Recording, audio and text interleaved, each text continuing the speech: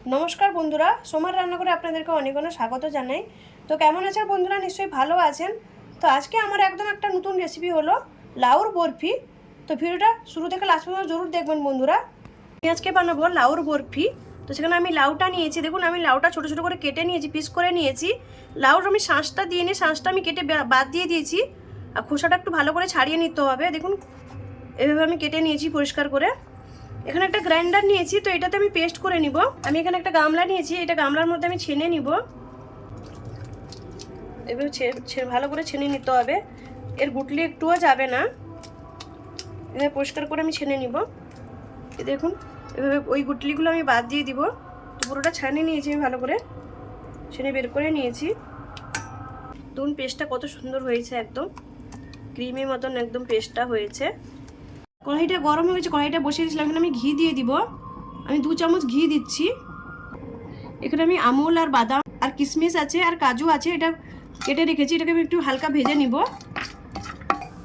এটা ভাজা হয়ে গেছে, আমি এটাকে তুলে নিচ্ছি। এবার আমি লাউটা ঢেলে দিব। এটা ভালো করে মিক্স করে নিব। এইভাবে এটা ভালো করে আমি মিক্স করে নিব। দেখুন এইভাবে ভালো করে মিক্স করে নিয়েছি। এখানে আমি 100 গ্রাম চিনি নিয়েছি, চিনিটা আমি দিয়ে দিলাম। এটাকে ভালো করে মিক্স করে নিব। আমি এখানে মিল্ক পাউডার নিয়েছি 2 চামচ।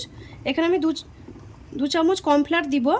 যে ভর্তি ভর্তি করে 2 চামচ কর্নফ্লাওয়ার দিলাম। মিল্ক পাউডারের সঙ্গে আমি একটু জল দিয়ে ভালো করে মিক্স করে নিব। দেখুন আমি ভালো করে মিক্স করে নিয়েছি। এই যে দেখুন আমি এখানে মিল্ক পাউডার ইউজ করেছি, আপনারা চাইলে নাও দিতে পারেন।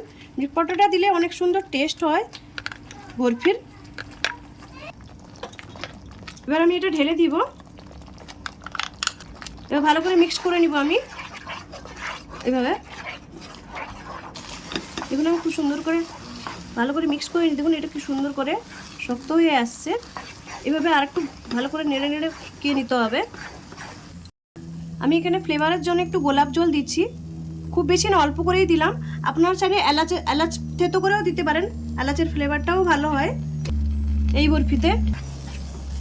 দেখুন ভালো করে মিক্স করে নিয়েছি আমি গোলাপ জলটা দিয়ে।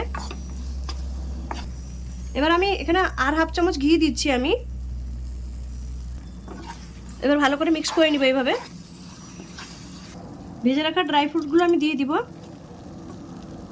এবার ভালো করে মিক্স করে নেব। এটা অনেকটা সুন্দর হয় খেতে এই বরফিগুলো। তো আমি যেই পদ্ধতিতে বানালাম আপনারা একবার ট্রাই করবেন। এটা হয়ে গেছে, আমি নামিয়ে এটাকে ঠান্ডা করে নিব। আমি একটা প্লেটের মধ্যে বাটার পেপার লাগিয়ে নিয়েছি। এবার আমি ঢেলে নিব। এইভাবে একটু মিলিয়ে নিব ঠান্ডা করার জন্য। দেখুন এটা ঠান্ডা হয়ে গেছে, তো আমি প্লেটে ঢেলে নিব এটাকে। প্লেটে একটু আমি অল্প করে ঘিটা লাগিয়ে নিচ্ছি। এটাকে ভালো করে একটু দোলে নিব এইভাবে সেট করার জন্য। এখানে আমি কোনো ফুড কালার ইউজ করিনি, আপনারা চাইলে গ্রিন ফুড কালারটা ইউজ করতে পারেন। আমি লাউর নিজস্ব একটা কালার আছে, ওই কালারই বানাচ্ছি। দেখুন এইভাবে একটু ভালো করে ঠেসে ভালো করে দোলে এইভাবে একদম ক্রিমির মতন করে নিয়েছি। এবার এটাকে আমি সেট করে নিব। এইভাবে ভালো করে সেট করে নিব। দেখুন খুব সুন্দর করে আমি সেট করে নিয়েছি।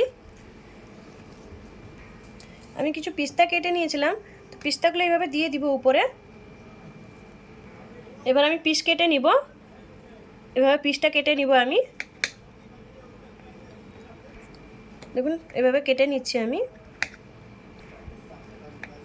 এভাবে আমি কয়ার করে কেটে নিব পিসগুলো। কি সুন্দরভাবে আমি বরফিগুলো বানিয়ে নিলাম, একদম ইজিলিভাবে। এটা খুব তাড়াতাড়ি হয়ে যায় বরফিগুলো, বাড়িতে থাকা জিনিসপত্রতেই হয়ে যায় আর খেতেও অনেক সুস্বাদু হয়। দেখুন আমি সবগুলো কেটে নিয়েছি। এই যে দেখুন আমি একটা হাতে দেখাচ্ছি কত সুন্দর হয়েছে। দেখুন বরফিগুলো কত সফটও হয়েছে আর দেখুন কত সুন্দর হয়েছে। দেখুন আমি কত সুন্দর করে সাজিয়ে নিয়েছি বরফিগুলো। আপনারা যেইভাবে কাটতে চান ওই হিসাবে কাটতে পারেন। তো আমি কয়ার করে কেটেছি। আমার এই লাউর বরফি রেসিপিটা যদি ভালো লাগে লাইক করুন, শেয়ার করুন, সাবস্ক্রাইব করুন আর আমাকে কমেন্ট করে জানান আমার লাউর বরফি রেসিপিটা কেমন লাগলো। ধন্যবাদ বন্ধুরা, ভালো থাকেন, সুস্থ থাকেন।